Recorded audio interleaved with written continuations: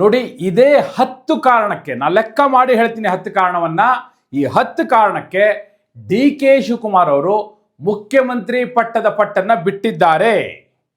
ಬೇಡ, ಮುಖ್ಯಮಂತ್ರಿ ಪಟ್ಟ ಬೇಡ ಅಂತ ಅದೇನೋ ಎಲ್ಲ ಹಿನ್ನೆಲೆಯಲ್ಲ, ಅಧಿಕೃತವಾಗಿ ಒಂದು ಕಾರ್ಯಕ್ರಮದ ಮೂಲಕ ಇಲ್ಲ, ಡಿ ಕೆ ಶಿವಕುಮಾರ್ ಅವರು ಮುಖ್ಯಮಂತ್ರಿ ಪಟ್ಟವನ್ನ ಕೇಳೋದಿಲ್ಲ, 2028ರವರೆಗೂ ಕೇಳೋದಿಲ್ಲ ಅಂತ ಹೇಳಿ ಅಧಿಕೃತವಾಗಿ ಘೋಷಣೆ ಮಾಡ್ತಾ ಇದ್ದಾರೆ. ಮತ್ತೆ ಅದಕ್ಕೆ 10 ರೀಸನ್ಸ್ ಇದೆ.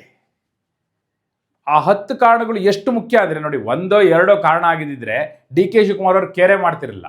ಹಂಗೆ ಕೇರ್ ಮಾಡೋ ಆಸಾಮಿನೂ ಅಲ್ಲ ಅವರು. ಮತ್ತು ನಾನು ಹೇಳಿದೆ ಒಂದು ಕಾರ್ಯಕ್ರಮದ ಮೂಲಕ ಅಂತೇಳಿ. ಮೇ 15ನೇ ತಾರೀಕು ಡಿ ಕೆ ಶಿವಕುಮಾರ್ ಅವರು ಹುಟ್ಟಿದ ಹಬ್ಬ, ಅವ್ರ ಬರ್ಡೇ. ಅವತ್ತಿನ ದಿನ ಈ ಕಾರ್ಯಕ್ರಮ ಆಗ್ತಾ ಇದೆ. ಆ ಕಾರ್ಯಕ್ರಮಕ್ಕೆ ಸಾಕ್ಷಿಯಾಗಿ ಅವರ ಸಹೋದರ ಡಿ ಕೆ ಸುರೇಶ್ ಅವರು ವೇದಿಕೆ ಮೇಲೆ ಇರ್ತಾರೆ. ಆ ಕಾರ್ಯಕ್ರಮವನ್ನು ಉದ್ಘಾಟನೆ ಮಾಡಲಿಕ್ಕೆ ಕಿಚ್ಚ ಸುದೀಪ್ ಅವರು ಬರ್ತಾ ಇದ್ದಾರೆ. ಹಾಗೂ ಈ ಕಾರ್ಯಕ್ರಮವನ್ನು ಯಾರು ಸಂಘಟಿಸ್ತಾ ಇದ್ದಾರೆ ಅಂದರೆ ಡಿ ಕೆ ಶಿವಕುಮಾರ್ ಅವರ ಕಟ್ಟರ್ ಬೆಂಬಲಿಗರಾದಂತಹ ಅವರ ಯುವ ಪಡೆ, ಯುವ ಕಾಂಗ್ರೆಸ್ನ ನಾಯಕರುಗಳು ನಲಪಾಡ್ ನೇತೃತ್ವದಲ್ಲಿ ಈ ಕಾರ್ಯಕ್ರಮವನ್ನು ಸಂಘಟಿಸ್ತಾ ಇದ್ದಾರೆ. ಹಾಗಾದರೆ ಈಗ 3-4 ಪ್ರಶ್ನೆಗಳು ಬರುತ್ತೆ. ಯಾಕೆ ಡಿ ಕೆ ಶಿವಕುಮಾರ್ ಅವರು ಈಗ ಸಿಗಲಿ ಅಂತ ಕಾಯ್ತಾರಪ್ಪ, ಹಾಗಿರುವಾಗ ಇಲ್ಲ ಬೇಡ 2028ರವರೆಗೂ ಬೇಡ ಅನ್ನುವಂಥ ತೀರ್ಮಾನಕ್ಕೆ ಯಾಕೆ ಬರ್ತಾ ಇದ್ದಾರೆ? ಅದನ್ನು ಒಂದು ಕಾರ್ಯಕ್ರಮದ ಮೂಲಕ ಯಾಕೆ ಸಂದೇಶವನ್ನು ರವಾನೆ ಮಾಡ್ತಾ ಇದ್ದಾರೆ? ಆ 10 ಕಾರಣಗಳು ಯಾವ್ಯಾವುದು? ಅದೇ ವಿವರವನ್ನು ಕೊಡೋ ಸಲುವಾಗಿ ನಾನು ಬಂದಿದ್ದೇನೆ. ಆತ್ಮೀಯರೇ, ವಾರ್ತೆ ವಿಶೇಷ ಕಾರ್ಯಕ್ರಮಕ್ಕೆ ಸ್ವಾಗತ. ನಾನು ವೀರೇಂದ್ರ ಉಪ್ಪುಂದ. ನೋಡಿ, ಡಿ ಕೆ ಶಿವಕುಮಾರ್ ಅವರ ರಾಜಕೀಯ ನಡೆಗಳು ಹೀಗೆ ಇರೋದು, ಭಾಳ ಕ್ಯಾಲ್ಕುಲೇಟೆಡ್ ಆಗಿರುತ್ತೆ. ಅವ್ರಿಗೆ ಗೊತ್ತಾಗಿರುತ್ತೆ ಏನಾಗುತ್ತೆ ಮುಂದೆ ಅನ್ನೋದು. ಅದನ್ನು ಲೆಕ್ಕ ಹಾಕಿಯೇ ಅವರು ಯಾವ ಮೆಸೇಜ್ನ ಕನ್ವೆ ಮಾಡಬೇಕು ಆ ಮೆಸೇಜ್ನ ಕನ್ವೆ ಮಾಡ್ತಾ ಇರ್ತಾರೆ.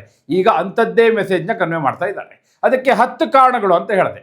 ನಾನು ಹೇಳಿದೆ ಈಗಾಗಲೇ ಒಂದು ಕಾರ್ಯಕ್ರಮ ಮೇ 15ನೇ ತಾರೀಕು ಆಗುತ್ತೆ ಅಂತೇಳಿ. ಅವತ್ತು ಅದರ ಘೋಷಣೆ ಏನು ಗೊತ್ತಾ? ಆ ಕಾರ್ಯಕ್ರಮದ ಘೋಷವಾಕ್ಯ ಏನು ಗೊತ್ತಾ? ಡಿ ಕೆ ಶಿವಕುಮಾರ್ 2028ಕ್ಕೆ ನಮ್ಮ CM ಅಂತ ಹೇಳಿ ಆ ಕಾರ್ಯಕ್ರಮದ ಘೋಷವಾಕ್ಯ. ಅಲ್ಲಿಗೆ ಘೋಷಣೆ ಮಾಡ್ತಾ ಇದ್ದಾರೆ 2028ಕ್ಕೆ ಡಿ ಕೆ ಶಿವಕುಮಾರ್ ಅವರು CM ಅಂತೇಳಿ. ಅಲ್ಲಿಗೆ 2 ವರ್ಷ, ಈಗ 2026ರಲ್ಲಿದ್ದೀವಿ. 2 ವರ್ಷ ಸಿದ್ದರಾಮಯ್ಯನವರೇ ಮುಖ್ಯಮಂತ್ರಿ. ಸಿದ್ದರಾಮಯ್ಯನವರು 5 ವರ್ಷ ಪೂರ್ಣಾವಧಿ ಮುಖ್ಯಮಂತ್ರಿ ಅಂಥೇಳಿ ಘೋಷಣೆ ಮಾಡ್ದಂಗೆ ಲೆಕ್ಕ. ಯಾಕೆ ನೋಡಿ, ಈಗ ರೀಸನ್ಸ್ ಹೇಳ್ತಾ ಹೋಗ್ತೀನಿ. ರೀಸನ್ ನಂಬರ್ 1 ನೋಡಿ, ಹೈಕಮಾಂಡ್ ಇವರಿಗೆ ಅಸ್ಸಾಂ ಚುನಾವಣೆಯ ಜವಾಬ್ದಾರಿಯನ್ನು ಕೊಟ್ಟಿತ್ತು. ಏನಾಯಿತು? ಹೀನಾಯವಾಗಿ ಸೋತು.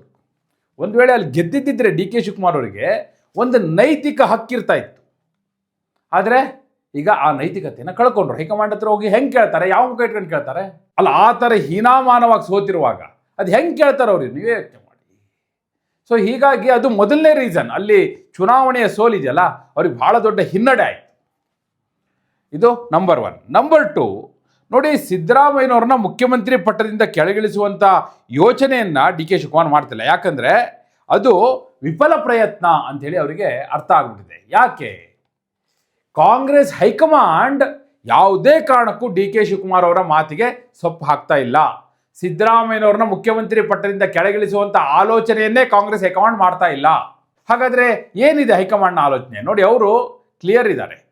ಸಿದ್ದರಾಮಯ್ಯನವ್ರನ್ನ ಇಳಿಸಿದ್ರೆ ನಮಗೆ ಆಗೋ ಲಾಭ ಏನು? ನಷ್ಟ ಗ್ಯಾರಂಟಿ. ಇದನ್ನು ಡಿ ಕೆ ಶಿವಕುಮಾರ್ ಅವ್ರಿಗೂ ಕನ್ವೆ ಮಾಡಿದ್ದಾರೆ. ಕಳೆದ ಅವಧಿಯಲ್ಲಿ ಯಡಿಯೂರಪ್ಪನವ್ರನ್ನ ಕೆಳಗಿಳಿದ ನಂತರ BJP ಗತಿ ಏನಾಯಿತು? ಅವ್ರಿಗೇನು ಲಾಭ ಆಯಿತು? ಅದೇ ರೀತಿ ಆಗುತ್ತೆ. ಹೀಗಾಗಿ ಅದೇನೇ ಇದ್ದರೂ ಸಿದ್ದರಾಮಯ್ಯನವರೇ ಮುಂದುವರಿಲಿ, ಅವರ ನೇತೃತ್ವದಲ್ಲೇ ಚುನಾವಣೆಗೆ ಹೋಗೋಣ, ಆಮೇಲೆ ಬೇಕಾದರೆ ಮುಂದೆ ಸಿದ್ದರಾಮಯ್ಯನವ್ರು ನಾನೇನು ಮುಖ್ಯಮಂತ್ರಿ ಆಗಲ್ಲ ಅಂತ ಹೇಳ್ಬಿಟ್ಟಿದ್ದಾರೆ. ಆಗ ನಿಮ್ಗೆ ಯಾರಿಗಾದ್ರೂ ಅವಕಾಶ ಸಿಗುತ್ತೆ ಅನ್ನುವ ಸ್ಟ್ಯಾಂಡನ್ನು ಹೈಕಮಾಂಡ್ ತೆಗೆದುಕೊಂಡಿದೆ. ಹೀಗಾಗಿ ಡಿ ಕೆ ಶಿವಕುಮಾರ್ ಅವರು ಹೈಕಮಾಂಡ್ ಹತ್ರ ಹೋದರೂ ಅವ್ರು ಏನೇನು ಪಟ್ಟು ಹಾಕ್ಬೋದು ಎಲ್ಲ ಹಾಕಿ ಆಗಿದೆ. ಹೈಕಮಾಂಡ್ಗೆ ಅವರು ಮನವಿಯೂ ಮಾಡಿ ಆಗಿದೆ, ಬ್ಲಾಕ್ ಮೇಲೂ ಮಾಡಾಗಿದೆ. ಅಮಿತ್ ಶಾ ಅವ್ರ ಹತ್ರ ಹೋಗಿದ್ದು, ಸದ್ಗುರು ಕಾರ್ಯಕ್ರಮ, ಕುಂಭಮೇಳಕ್ಕೆ ಹೋಗಿದ್ದು, ಇವೆಲ್ಲ ಏನು ಇಂಡೈರೆಕ್ಟಾಗಿ ಮೆಸೇಜ್ ಕನ್ವೆ ಆಗಿದ್ದು ಅವತ್ತು ಎಲ್ರಿಗೂ ಗೊತ್ತಿರೋವಂಥದ್ದೇ. ಆ ಎಲ್ಲ ಪ್ರಯತ್ನಗಳು ವಿಫಲ ಆದ ನಂತರ ಅವರು ಕೈ ಬಿಟ್ಟಿದ್ದಾರೆ. ಇದು ರೀಸನ್ ನಂಬರ್ 2. ಇನ್ನು 3ನೇ ಕಾರಣ ಹೇಳ್ತೀನಿ. ಡಿ ಕೆ ಶಿವಕುಮಾರ್ ಅವರು ಏನನ್ನು ಕಾಯ್ತಾ ಇದ್ರು? ಅಸ್ಸಾಮಲ್ಲಿ ಗೆಲ್ಲಬೇಕು, ಹಾಗೂ ಈ ಕಡೆ ಕೇರಳದಲ್ಲಿ ಏನಾಗುತ್ತೆ ಅನ್ನೋದು ನೋಡ್ತಾ ಇದ್ರು. ಯಾಕಂದರೆ ಕೇರಳದ ಚುನಾವಣೆಯ ಜವಾಬ್ದಾರಿ ಬಹುತೇಕ ಸಿದ್ದರಾಮಯ್ಯನವರು ಹೊತ್ತಿದ್ರು. ಅದಕ್ಕೆ ಜಮೀರ್ ಅವರನ್ನು ಕಳಿಸಿದ್ರು. ಮತ್ತಲ್ಲಿ ಅದು KC ವೇಣುಗೋಪಾಲ್ ಅವರ ಪ್ರೆಸ್ಟೀಜ್ ಇಶ್ಯೂ ಆಗಿತ್ತು. ಈಗ KC ವೇಣುಗೋಪಾಲ್ ಅವರ ಪ್ರೆಸ್ಟೀಜ್ ಗೆದ್ದಿದೆ. ವೇಣುಗೋಪಾಲ್ ಅಲ್ಲಿ ವಿಜಯಿಯಾಗಿ ಹೊರಹೊಮ್ಮಿದ್ದಾರೆ. ಅವರಿಗೊಂದು ದೊಡ್ಡ ಭೀಮಬಲ ಬಂದಿದೆ. ಸಿ ವೇಣುಗೋಪಾಲ್ ಅವರಿಗೆ ಭೀಮಬಲ ಬಂತು ಅಂದರೆ ಸಿದ್ದರಾಮಯ್ಯನವರಿಗೆ ಆನೆ ಬಲ ಬಂದ ಹಾಗೆ. ಯಾಕಂದರೆ ಹೈಕಮಾಂಡ್ನಲ್ಲಿ ಸಿ ವೇಣುಗೋಪಾಲ್ ಅವರ ಪ್ರಭಾವ ಏನು ಅಂತ ನಿಮಗೆ ಚೆನ್ನಾಗಿ ಗೊತ್ತಿದೆ. ಸಿದ್ದರಾಮಯ್ಯನವರು ಹಾಗೂ ಸಿ ವೇಣುಗೋಪಾಲ್ ಅವರ ನಡುವಿನ ಸಂಬಂಧ, ಬಾಂಧವ್ಯ ಅದು ಕೂಡ ಗೊತ್ತಿದೆ. ಹೀಗಿರುವಾಗ ಯೋಚನೆ ಮಾಡಿ ಸಿ ವೇಣುಗೋಪಾಲ್ ಅವರು ಬಿಡ್ತಾರಾ ಸಿದ್ದರಾಮಯ್ಯನವ್ರನ್ನ ಕೆಳಗಿಳಿಸಲಿಕ್ಕೆ? ಸೊ ಅದು ಕೂಡ ಬಹಳ ಮುಖ್ಯವಾದ ಕಾರಣ. ಇನ್ನು 4ನೇ ರೀಸನ್ ನೋಡಿ, ಒಂದು ವೇಳೆ ಸಿದ್ದರಾಮಯ್ಯನವ್ರನ್ನ ಕೆಳಗಿಳಿಸಿದ್ರಪ್ಪ, ಕೆ ಶಿವಕುಮಾರ್ ಅವರೇ ಬಂದ್ಬಿಡ್ತಾರೆ, ಇಲ್ಲಿ ಏನು ಗ್ಯಾರಂಟಿ? ಇವ್ರು ಏನೇನೋ ಮಾಡಿ ಮೊದಲು ಸಿದ್ದರಾಮಯ್ಯವ್ರು ಕೆಳಗಿಳಿಲಿ, ಆಮೇಲೆ ನೋಡೋಣ ಅಂತೇಳಿ ಹೊರಟ್ರೆ, ಈಗಾಗಲೇ ಖರ್ಗೆ ಅವ್ರು ಹೇಳಿದ್ರು, ಮಲ್ಲಿಕಾರ್ಜುನ್ ಖರ್ಗೆ ಅವರು ಹಿಂದೆ ಕೂಡ ಹೇಳಿದರು, ಅಯ್ಯೋ ನನಗೆ 99ರಲ್ಲೇ ಸಿಗಬೇಕಿತ್ತು, ಆಗಲೇ ಅನ್ಯಾಯ ಆಯಿತು ಅಂತ. ಮತ್ತೊಮ್ಮೆ 2008 ಕತೆ ಹೇಳಿದ್ರು. ಮೊನ್ನೆ ಕೂಡ ಮಾತಾಡಿದ್ರಲ್ಲ, ನೀವು ಹೇಳ್ತೀರಿ ನಾ CM ಆಗಬೇಕು ಅಂತ, ಅವರು ಹೇಳ್ತಾರೆ, ಹೈಕಮಾಂಡು ಹೇಳುತ್ತೆ, ಎಲ್ಲರೂ ಹೇಳ್ತಾರೆ, ಆದರೆ ಐಡಿಯಾಲಜಿ ಇಂಪಾರ್ಟೆಂಟ್ ಅಂತ ಹೇಳಿದ್ರು. ಸೊ ಆ ದೃಷ್ಟಿಯಿಂದ ನೋಡೋದಾದರೆ ಈಗ ಖರ್ಗೆ ಅವರು ಬಂದಿಲ್ಲಿ ಮುಖ್ಯಮಂತ್ರಿ ಆಗದಿದ್ದರೆ ಕೆ ಶಿವಕುಮಾರ್ ಅವರು ಸಿದ್ದರಾಮಯ್ಯವ್ರನ್ನ ಕೆಳಗಿಳಿಸಿ ಏನು ಪ್ರಯೋಜನ ಆದಂಗಾಯ್ತು? ಅದನ್ನು ಕೂಡ ಯೋಚನೆ ಮಾಡಬೇಕಲ್ಲ. ಹೀಗಾಗಿ ಅವರು ಎಲ್ಲೋ ಇದು ಬೇರೆ ರೂಟಲ್ಲಿ ಹೋಗ್ತಾ ಇದೆ ಅನ್ನಲಿ ಅವರಿಗೆ ಅರಿವಾದ ಕೂಡಲೇ ಬೇಡವೇ ಬೇಡ ಅಂತ ತೀರ್ಮಾನಕ್ಕೆ ಬಂದರು. ಇನ್ನು 5ನೇ ರೀಸನ್ ನೋಡಿ, ಖರ್ಗೆ ಅವ್ರು ಬರದೇ ಇದ್ರು ಕೂಡ ಕೆ ಶಿವಕುಮಾರ್ ಅವರು CM ಆಗ್ತಾರೆ ಅಂತ ಏನು ಗ್ಯಾರಂಟಿ? ಈಗ ಸಿದ್ದರಾಮಯ್ಯನವರು ಈಗಾಗಲೇ ಹಲವು ಬಾರಿ ಹೇಳಿದರು, ಪರಮೇಶ್ವರ್ ಅವ್ರನ್ನ ಅವ್ರ ಮುಂದೆ ಬಿಟ್ಟಿದ್ರು. ಪರಮೇಶ್ವರ್, ಸತೀಶ್ ಜಾರಕಿಹೊಳಿ ಭಾಳ ಜನ ಇದ್ದಾರೆ ಬಿಡಿ ಅವ್ರ ಟೀಮಲ್ಲಿ. ಸೊ ಹಾಗೆ ಮತ್ತೊಬ್ರು ಯಾರಾದರೂ ಬಂದು CM ಸೀಟಲ್ಲಿ ಕೂರೋದಾದರೆ ನಾನು ಯಾಕೆ ಸಿದ್ದರಾಮಯ್ಯವ್ರನ್ನ ಕೆಳಗಿಳಿಸಿದಂಥ ಕಳಂಕ ನಾವು ಹೊತ್ಕೋಬೇಕು? ಅದರಿಂದ ಪಕ್ಷಕ್ಕೂ ಡ್ಯಾಮೇಜು. 2028ರಲ್ಲಿ ನಾವು ಅವಕಾಶ ಕಳ್ಕೊಬೋದು. ಈಗ ಸುಮ್ಮನಿದ್ರೆ 2028ರಲ್ಲಾದರೂ ಅವಕಾಶ ಸಿಗ್ಬೋದಲ್ಲ, ಆ ಕ್ಯಾಲ್ಕುಲೇಷನ್ ಕೂಡ ಅವ್ರು ಮಾಡಿದ್ದಾರೆ. ಇನ್ನು ಮತ್ತೂ ಒಂದು ಭಾಳ ಗಂಭೀರವಾಗಿ ಅವರು ಆಲೋಚನೆ ಮಾಡಿರ್ತಾರೆ. ಏನು ಗೊತ್ತಾ, ಈಗ CM ಪಟ್ಟಕ್ಕೋಸ್ಕರ ಸಿದ್ದರಾಮಯ್ಯವ್ರನ್ನ ಕೆಳಗಿಳಿಸಬೇಕು ಅಂದರೆ ನಾನು KPCC ಅಧ್ಯಕ್ಷ ಸ್ಥಾನಕ್ಕೆ ರಾಜೀನಾಮೆಯನ್ನು ಕೊಡಬೇಕು. ಸೊ KPCC ಅಧ್ಯಕ್ಷ ಸ್ಥಾನವನ್ನು ಕಳೆದುಕೊಂಡ್ರೆ, ನಾಳೆ CM ಪಟ್ಟವು ಸಿಗದೆ ಹೋದರೆ ಆ ಸ್ಥಾನಕ್ಕೆ ಬೇರೆ ಯಾರೋ ಬಂದು ಕೂತ್ರೆ ಆ ಕಡೆ CM ಪಟ್ಟವೂ ಇಲ್ಲ, ಈ ಕಡೆ KPCC ಅಧ್ಯಕ್ಷ ಪಟ್ಟವೂ ಇಲ್ಲ. ಯಾಕೆ ಕಳ್ಕೊಳ್ಳೋದು? ಯಾಕೆ ನಾವು ಸುಮ್ಮನೆ ಕೈಯಲ್ಲಿ ಇರೋದನ್ನು ಕಳ್ಕೊಳ್ಳೋದು ಯಾಕೆ? ಹೇಗೋ 2028ವರೆಗೂ ಹೀಗೆ KPCC ಅಧ್ಯಕ್ಷನಾಗಿ ಮುಂದುವರೆದ್ರೆ ಆವಾಗೇನಾದರೂ ಅವಕಾಶ ಸಿಗ್ಬೋದಾ? ಆ ಒಂದು ಕನಸು ಕೂಡ ಅವ್ರು ಕಂಡಿರ್ಬೋದು, ಅತ್ಯಂತ ಸಹಜ. ಇನ್ನು ನೋಡಿ, ಈಗ CM ಪಟ್ಟ ಸಿಗೋದಂತೂ ಅವ್ರಿಗೆ ಗ್ಯಾರಂಟಿ ಇಲ್ಲ.